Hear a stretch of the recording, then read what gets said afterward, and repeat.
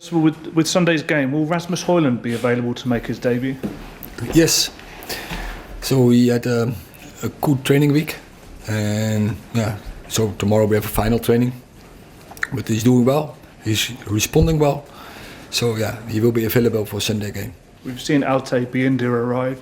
Will he be eligible to be involved on Sunday? And will anyone else potentially arrive and be available? He will be in the squad as well. Yeah. Altay, so happy. Now we have the keeper group.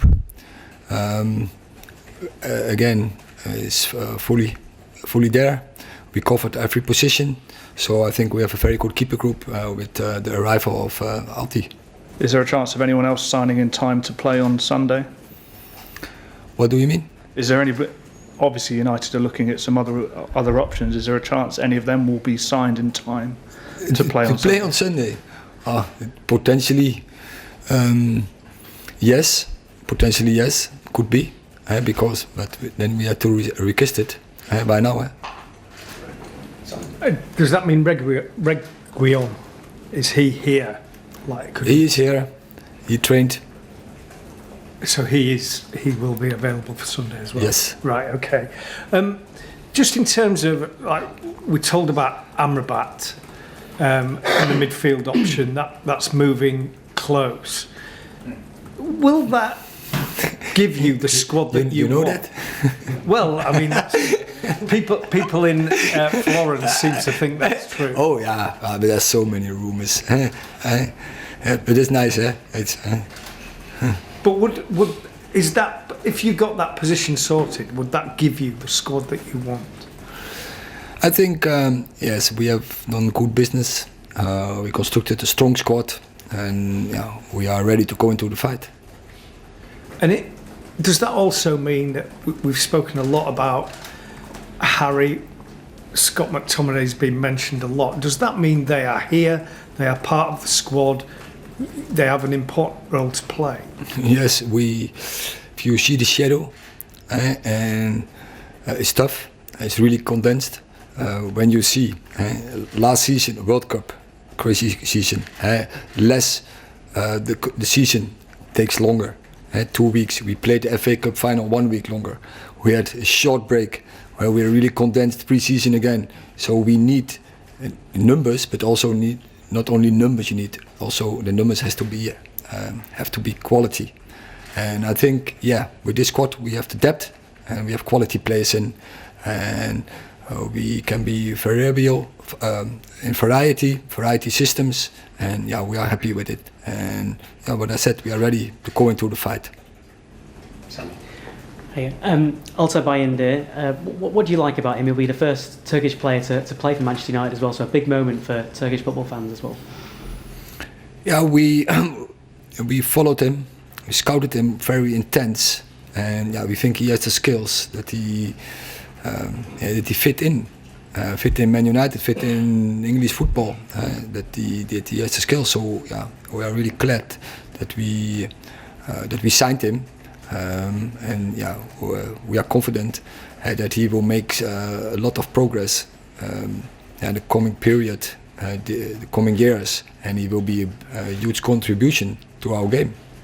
And you mentioned Sergio Reguilon has trained with the club. What qualities will he bring in that position? Is he up to being thrown straight in and replacing at fullback immediately? He is a very experienced player. Player for big clubs, play already a lot of games. In La Liga, in Premier League, so he has, I think, a very good background. We have seen he can play very intense football. So we are happy. While we had a problem with Luke Shaw injured, Malasia injured, for a long time out.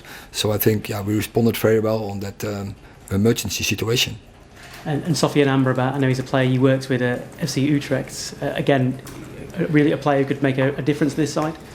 I can't tell, because I don't know if we can sign. So if we have news, we will report it immediately. One more, if I may. André Onana, quite cryptic on social media about whether he might be playing for Cameroon and coming back to the side there after withdrawing from international football.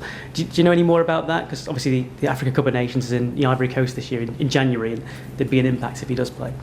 I know everything about it. So of course we spoke about that situation before we signed him, and we will be in good contact with André how to deal with the situation. So is he able to play for Cameroon again? But I said I'm in good contact with André, and we are on the same page. We know what to do, and also we know how we constructed the squad, how we can deal with it. But as I said, we have to speak about, and then we will make a decision. Last question in this section, PLP.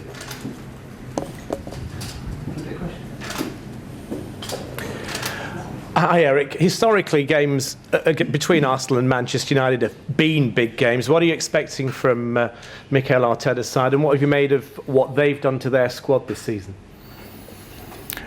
It's one of the biggest games in the Premier League, and how we're really looking forward, of course, that fight, and really always interesting games, intense games. I think it's very two teams who really play offensive football. The right intentions, I would say. The audience is always the big winner of that game. So really looking forward to have that game. And just finally, the Champions League draw. What have you made of your group? And if you do get the additions that are hopeful for today, have you got the depth of squad to tackle 4 competitions?